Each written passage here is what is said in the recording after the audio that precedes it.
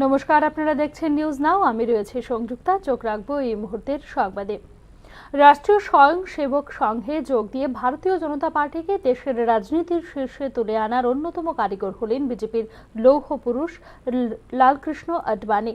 শুক্রবার ভারতীয় রাজনীতির এই প্রবাদ প্রতিম ব্যক্তিত্বের ৯৭তম জন্মদিনে তাকে শুভেচ্ছা জ্ঞাপন করেছেন ত্রিপুরার মুখ্যমন্ত্রী ডক্টর মানিক সাহা। লালকৃষ্ণ আডবাণী ভারতীয় রাজনীতির অন্যতম প্রবাদ প্রতিম ব্যক্তিত্ব, যিনি প্রদর্শনীমূলক ধর্মীয় আচার অনুষ্ঠানে না গিয়ে ধর্ম নিরপেক্ষতার বিকল্প রাজনৈতিক বাগধারাটি তুলে ধরে ভারতীয় জনতা পার্টি নামক একটি রাজনৈতিক দলকে বিন্দু থেকে সিন্ধুতে পরিণত করতে পালন করেছিলেন গুরুত্বপূর্ণ ভূমিকা। শুক্রবার ভারতরত্ন লালকৃষ্ণ আডবাণীর ৯৭তম জন্মদিন উপলক্ষে তাকে শুভেচ্ছা জ্ঞাপন করেছেন ত্রিপুরার মুখ্যমন্ত্রী ডক্টর মানিক সাহা। ১৯২৭ সালের ৮ নভেম্বর করাচিতে জন্মগ্রহণ করেন লালকৃষ্ণ আডবাণী। ১৯৪২ সালে আরএসএস এ যোগ দিয়ে ১৯৪৭ সালে দেশভাগের সময় সিন্ধু প্রদেশ থেকে দিল্লিতে চলে আসেন তিনি। অটল বিহারী বাজপেয়ী এবং অন্যান্য নবনির্বাচিত জনসংঘের সাংসদের সংসদীয় কাজে সহায়তা করতে শুরু করে। ১৯৫৭ সালের প্রথম দিকে ভারতীয় রাজনীতির মূলধারার প্রবেশ করেছিলেন লালকৃষ্ণ আডবাণী। ১৯৫৮ সালে তিনি দিল্লি রাজ্য জনসংঘের সম্পাদক হন। এই ভূমিকার পাশাপাশি একজন সাংবাদিক হিসেবেও কাজ করেছিলেন লালকৃষ্ণ আডবাণী। ১৯৬৭ সালে পূর্ণকালীন রাজনীতিতে সক্রিয়ভাবে যোগদান শুরু করেন তিনি। ১৯৭০ সালের এপ্রিলে ইন্দ্র কুমার গুজরালের মেয়াদ শেষ হবার পরে রাজ্যসভার এই আসন শূন্য হয়ে পড়ে। এক্ষেত্রে জনসংঘ আডবাণীকে প্রার্থী করে এই আসনের জন্য। পরবর্তী সময়ে দিল্লির নাগরিক পরিষদ থেকে সংসদে চলে আসেন লালকৃষ্ণ আডবাণী। দীর্ঘ রাজনৈতিক ইনিংসে দেশের উপপ্রধানমন্ত্রী, বিরোধী দলনেতা এবং বিজেপি সভাপতি সহ বেশ কয়েকটি গুরুত্বপূর্ণ পদে দায়িত্ব পালন করেছেন বিজেপির এই লৌহ পুরুষ। জনতা পার্টির সরকার ভেঙে যাওয়ার পর বাজপেয়ীর সাথে আডবাণী বিজেপিকে আরএসএস এর রাজনৈতিক অঙ্গ হিসেবে প্রতিষ্ঠা করতে সাহায্য করেছিলেন। ১৯৮৬ সালে বাজপেয়ীর স্থলাভিষিক্ত হয়ে রাম মন্দির নিয়ে সুর চওড়া করেন আডবাণী। ১৯৮৯ সালের জুন মাসে পালমপুর অধিবেশনে বিজেপি আনুষ্ঠানিকভাবে রাম মন্দিরের দাবিকে সমর্থন করে আডবাণীর নেতৃত্বে প্রধানমন্ত্রী ভিপি সিং ৭ আগস্ট ১৯৯০ অন্যান্য অনগ্রসর শ্রেণীগুলিকে সংরক্ষণের জন্য মন্ডল কমিশনের সুপারিশগুলি বাস্তবায়নের ঘোষণা করেছিলেন, যা হিন্দুদের ঐক্যকে হুমকির মুখে ফেলেছে বলে প্রচার করে রাম জন্মভূমি আন্দোলন গড়ে তোলার রসদ খুঁজে পান লালকৃষ্ণ আডবাণী। এর পরপরই ২৬ আগস্ট ১৯৯০ একটি সভা আহ্বান করে আরএসএস অযোধ্যার রাম মন্দির উদ্বোধনের জন্য। এর কয়েক সপ্তাহের মধ্যেই সোমনাথ থেকে অযোধ্যা পর্যন্ত রথযাত্রার ঘোষণা করে দেন লালকৃষ্ণ আডবাণী। ১৯৯০ সালের ২৫ ডিসেম্বর শুরু হয় রথযাত্রা। গুজরাটে এই যাত্রায় আয়োজনে সাহায্য করেছিলেন নরেন্দ্র মোদী। রথযাত্রাটি ব্যাপক প্রভাব ফেলে ভারতীয় রাজনীতিতে, যা জাতীয় রাজনীতির কেন্দ্রে নিয়ে যায় আডবাণীকে। ওই সময় বিজেপি সিদ্ধান্ত নিয়েছিল যে যদি আডবাণীকে গ্রেফতার করা হয় তাহলে তারা ভিপি সিং সরকারের প্রতি সমর্থন প্রত্যাহার করবে। তবে বিহারের তৎকালীন মুখ্যমন্ত্রী লালু প্রসাদের সরকার ২২ অক্টোবর ১৯৯০ রাতে আডবাণীকে গ্রেফতার করে এবং তাকে বর্তমান ঝাড়খণ্ডের দুমকার একটি গেস্ট হাউসে নিয়ে যায়। প্রেক্ষিতে ভিপি সিং সরকার থেকে সমর্থন প্রত্যাহার করে নেয় বিজেপি। সারা দেশে রথযাত্রা নিয়ে কয়েক মাস অতিবাহিত করার পর অবশেষে অযোধ্যায় কর সেবা করতে প্রবেশ করেন আডবাণী, যা অবশেষে ১৯৯২ সালে ৬ ডিসেম্বর রচনা করেছিল বাবরি মসজিদ ধ্বংসের পটভূমি। ১৯৮৪ সালে দুটি সংসদীয় আসন থেকে বিজেপিকে তুলে এনে বর্তমানে ১৫ বছর ধরে বিজেপির সরকার গঠনের দীর্ঘ ইতিহাসে লালকৃষ্ণ আডবাণীর ভূমিকা অনেকটাই গুরুত্বপূর্ণ বলে মনে করেন রাজনৈতিক বিশেষজ্ঞরা। বাজপেয়ী সরকারে উপপ্রধানমন্ত্রী পদে থাকা সত্ত্বেও ২০০৪ সালের সাধারণ নির্বাচনে পরাজয়ের পরে সভাপতি হিসেবে দলকে পরিচালনা করেন তিনি। ১৯৯১ সালে কাশ্মীরে জঙ্গিদের গ্রেফতারের ফলে হাওয়ালা দালালদের উপর অভিযান চালানো হয়েছিল, যা আডবাণী সহ জাতীয় নেতাদের একটি বড় আকারের অর্থ প্রদানের একটি সিরিজ প্রকাশ করে। যদিও পরে প্রমাণের অভাবে মামলাটি নিষ্পত্তি করে সুপ্রিম কোর্ট।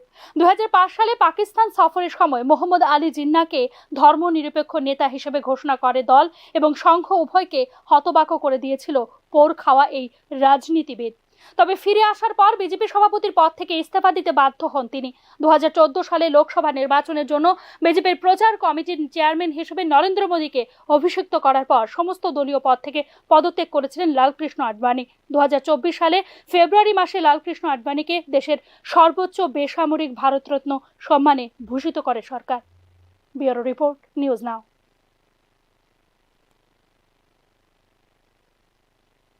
ত্রিপুরায় মৎস্য চাষের মাধ্যমে বেকারদের কর্মসংস্থানের ব্যবস্থা করাই একমাত্র লক্ষ্য রাজ্য সরকারের। শুক্রবার মৎস্য দপ্তরের পর্যালোচনা বৈঠকে এরকমটাই জানিয়েছেন মন্ত্রী সুধাংশু দাস। শুক্রবার গোর্খাবস্তির মৎস্য অধিকর্তা কার্যালয়ে দপ্তরের কাজকর্মের রাজ্যভিত্তিক পর্যালোচনা বৈঠক করলেন মন্ত্রী সুধাংশু দাস। বৈঠকে মাছের উৎপাদন বৃদ্ধির বিষয়টি আলোচনা করেন দপ্তরের মন্ত্রী সুধাংশু দাস। ত্রিপুরায় মৎস্য চাষের মাধ্যমে বেকারদের কর্মসংস্থানের ব্যবস্থা করাই একমাত্র লক্ষ্য সরকারের বলে মৎস্য দপ্তরের দায়িত্বপ্রাপ্ত আধিকারিকদের নিয়ে অনুষ্ঠিত পর্যালোচনা বৈঠকে উল্লেখ করেন মন্ত্রী।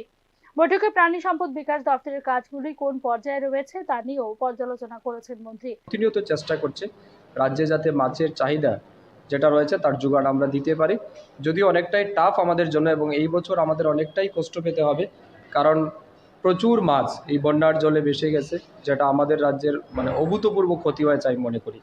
তবুও আমরা চেষ্টা করছি এবং সার্বিক বিষয় নিয়ে আজ আমরা কথা। ত্রিপুরায় ভয়াবহ বন্যায় মৎস্য চাষীদের ব্যাপক ক্ষতি হয়েছে, তাদের ক্ষতিপূরণের নিরন্তর প্রয়াস চালিয়ে যাচ্ছে রাজ্য সরকার। বন্যায় রাজ্যের মৎস্য চাষীদের ক্ষতি হয়েছে 1350 কোটি টাকা। রাজ্য সরকার আপাতত 10 কোটি টাকা সহযোগিতা করা হয়েছে বলে বৈঠক শেষে নিউজ নাওকে জানিয়েছেন মন্ত্রী সুধাংশু দাস। রাজ্যে প্রতি বছর প্রায় 1,16,000 মেট্রিক টনের মতো মাছের চাহিদা রয়েছে, তাতে অনুপাতে মাছের উৎপাদন রয়েছে 83,000 মেট্রিক টন। এক্ষেত্রে প্রায় 32,000 মেট্রিক টন মাছের ঘাটতি রয়েছে, যা পূরণ করতে বর্তমানে পশ্চিমবঙ্গ, উড়িষ্যা, অন্ধ্রপ্রদেশ এবং কিছুটা বাংলাদেশ থেকে আমদানি করা হচ্ছে মাছ বলে জানিয়েছেন মন্ত্রী। কিন্তু বাংলাদেশের বর্তমান পরিস্থিতির কারণে কিছুটা সমস্যা দেখা দিয়েছে বলেও জানিয়েছেন মন্ত্রী। মাছের ক্ষেত্রে সাধারণ মানুষের চাহিদা মেটানোর জন্য পদক্ষেপ গ্রহণ করার বিষয়গুলি নিয়েও পর্যালোচনা করা হয় এই বৈঠকে। ব্যুরো রিপোর্ট, নিউজ নাও। আগামী রবিবার বিশ্ব রেডিওগ্রাফার দিবস। দিনটিকে সামনে রেখে শহর আগরতলায় অনুষ্ঠিত হয় rally. Indian society of radiologist Tripura চ্যাপ্টারের উদ্যোগে আয়োজিত হয় এই র্যালি। এদিন রবীন্দ্র শতবার্ষিকী ভবনের সামনে থেকে শুরু হয়, রাজধানীর বিভিন্ন পথ পরিক্রমা করে পুনরায় রবীন্দ্র শতবার্ষিকী ভবনের সামনে এসে শেষ হয় র্যালিটি। X ray, CT scan, MRI scan সম্পর্কে সাধারণ মানুষকে সচেতন করে তুলতে এই র্যালি বলে জানিয়েছেন সংস্থার নেতৃত্ব। না, এখনকার আজকের দিনে অ্যাওয়ারনেস র্যালি থেকে কোনো দাবি দেওয়া নেই। আমাদের আজকে অ্যাওয়ারনেস, আজকের দিনটা ওয়ার্ল্ড রেডিওগ্রাফি ডে, বিশ্ব রেডিওগ্রাফি দিবস। সেই দিবসে আজকে আমাদের কোনো দাবি টবি নেই। আমাদের শুধু বার্তা মানুষের কাছে পৌঁছে দেওয়ার জন্য কি রেডিওগ্রাফি জিনিসটা কি, বা কীভাবে এক্স-রে, সিটি স্ক্যান, এমআরআই কী কী কুপ্রভাব বা ভালো জিনিস সেগুলি পৌঁছে দেওয়ার জন্য আমাদের আজকে অ্যাওয়ারনেস। কেমন আছে প্রত্যন্ত অঞ্চলের জনজাতি অংশের মানুষ? সেই খবর কেউ রাখে কি? ভোট আসে, ভোট যায়, ভাগ্যের চাকা কি ঘুরছে তাদের? ভোট প্রত্যাশীদের কেবল ভোটের সময় এলাকায় আসতে দেখা যায়। কি বাম কি রাম, সব আমলেই একই দৃশ্য। জনজাতিদের অবস্থান যেমন ছিল আজও ঠিক তেমনি রয়ে গেছে, অথচ তাদের উন্নয়নের জন্য রয়েছে সরকারের বিভিন্ন প্রকল্প। সেগুলি কি আদতে পৌঁছছে প্রকৃত মানুষের কাছে? প্রত্যন্ত অঞ্চলে জনজাতিদের দৈনন্দিন জীবনের খবর কেউ জানতে চায় না। তাদের দৈনন্দিন কাজকর্মের এমনই এক সুন্দর শিল্পের চিত্র উঠে এসেছে মুঙ্গিয়াকামী ব্লকের প্রত্যন্ত এলাকায়। জনজাতিদের জীবনযাত্রায় চিরাচরিত প্রথার টং ঘরের চিত্র যেমন লক্ষ্য করা যায়, তেমনি দেখা যায় তাদের নিপুণ হাতের তৈরি নানা প্রকার বাঁশ বেতের সামগ্রীও। বাঁশ বেত দিয়ে তৈরি এমন নিত্য প্রয়োজনীয় বিভিন্ন সামগ্রী তৈরি করার দৃশ্য দেখা যায় মুঙ্গিয়াকামী ব্লকের নোনাছড়া এডিসি ভিলেজের প্রজা বাহাদুর মলসুম পাড়া গ্রামে। এলাকার প্রবীণ পুরুষরা ধান রাখা ডোল, চাটাই ইত্যাদি নানা ধরনের জিনিস তৈরি করছেন নিজের হাতে। মরশুমে জুমের ফলানো ধান ঘরে তোলার আগে ধান শোকানোর জন্য প্রয়োজন চাটাই, আর শুকনো ধান রাখার জন্য প্রয়োজন ডোল। তাই ঘরে ধান তোলার আগেই নবীন প্রবীণ সবাই তাদের হাতের জিনিস তৈরি করতে ব্যস্ত। কথা প্রসঙ্গে ওই এলাকার প্রবীণ নাগরিক জানান, দীর্ঘ বছর ধরে এ ধরনের সামগ্রী তারা তৈরি করে আসছেন। নিজেদের প্রয়োজনীয় সামগ্রী নিজেরাই প্রস্তুত করেন। সরকারি সাহায্য সহযোগিতা ছাড়াই এ ধরনের সামগ্রী তৈরি করেন তারা। সরকারি সাহায্য তাদের জন্য আসে কি না সেই বিষয়েও তাদের কোনো ধারণা নেই, কারণ কেবল ভোটের সময়ই নেতাদের মুখে শোনা যায় সরকার জনজাতি অংশের মানুষের জন্য নানা প্রকার প্রকল্প চালু করেছেন। কিন্তু ভোট সম্পন্ন হতেই ভোট প্রত্যাশীদের সঙ্গে প্রকল্পগুলিও যেন থেমে যায়। এদিকে জনজাতি প্রবীণরা জানান, নিজেদের প্রয়োজনীয় সামগ্রী ব্যবহারের পাশাপাশি বাজারেও বিক্রি করে থাকেন। বিক্রি করলে লাভের মুখও দেখেন, কিন্তু বর্তমান সময়ে বাজারে বিক্রির তুলনায় পারিশ্রমিক সঠিকভাবে পাওয়া যায় না। সরকারিভাবে সাহায্য সহযোগিতা পেলে একদিকে যেমন তাদের চিরাচরিত ব্যবহারের সামগ্রীগুলি থেকে আর্থিকভাবে লাভবান হবেন, এর পাশাপাশি আগামী দিনে এই শিল্পকে বাঁচিয়ে রাখার ব্যবস্থাও করা সম্ভব হবে। নন্দকুমার মলসুম, এটা কোন জায়গা? নুনাসরা বাড়ি, কি বানাইতেছেন? দাড়ি দাড়ি কেল্লি গিয়া গান শুকন লাগিয়া নিজের আর নিজের এদিকে আপনারা বিক্রি করেন? করে তবু আমরা এখন তো করে না আর কি। বিক্রি করলে বাজারে কত কইরা রেট আছে এটির? এই তো 1000-1500 করে যায়। বাজারে বেচলে তো কোন বাজারে বেচেন আপনারা? এটি চাকমাঘাট, তেলেমরা। এটি কত বছর ধরে করতেছেন? সারা বছর করে, এটা সময় পাইলে করে আর কি। ও, এখন আপনার বয়স কত? আমি তো 74 হইব। জনজাতি প্রবীণ নাগরিকদের হাতের এ ধরনের শৈল্পিক প্রতিভাকে বিকশিত করা ও সমৃদ্ধ করা আমাদের সকলের কর্তব্য। প্রত্যন্ত অঞ্চলের এই শিল্পকে টিকিয়ে রাখতে সরকারি সাহায্যের হাত বাড়িয়ে দিলে এই শিল্পকে বাঁচানো সম্ভব হবে বলে ধারণা অভিজ্ঞ মহলের। ব্যুরো রিপোর্ট, নিউজ নাও। মহিলা কমিশন নিস্তব্ধ, ঘুমাচ্ছে। নারী গঠিত অপরাধ নিয়ন্ত্রণে কোনো ভূমিকা নেই কমিশনের। বৃহস্পতিবার এই অভিযোগ নিয়ে রাজ্য মহিলা কমিশনের সদর দপ্তরে বিক্ষোভ প্রদর্শন করল মহিলা কংগ্রেস। নারী সংক্রান্ত ঘটনার সম্পর্কে মহিলা কমিশনকে সজাগ করতে মুখে কালো ফিতে বেঁধে প্রতিবাদ সংগঠিত করে মহিলা কংগ্রেস। রাজ্যে প্রতিদিন কোথাও না কোথাও নারী ও শিশু নির্যাতনের শিকার হচ্ছে, অথচ শিশু নির্যাতন, ধর্ষণ, বধূ হত্যা, নারী গঠিত অপরাধে নির্বিকারে ভূমিকা পালন করছে মহিলা কমিশন বলে অভিযোগ করেন মহিলা কংগ্রেসের নেতৃত্ব।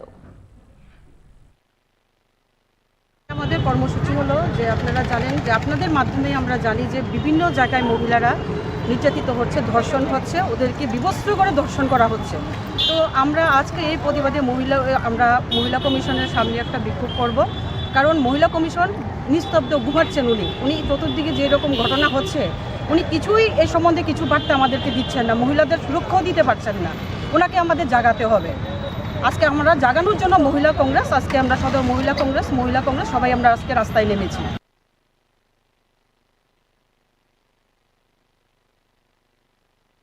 এখনকার মতো সংবাদ এখানে শেষ করছি। অন্যান্য আপডেটস পেতে চোখ রাখুন নিউজ নাও এর পর্দায়।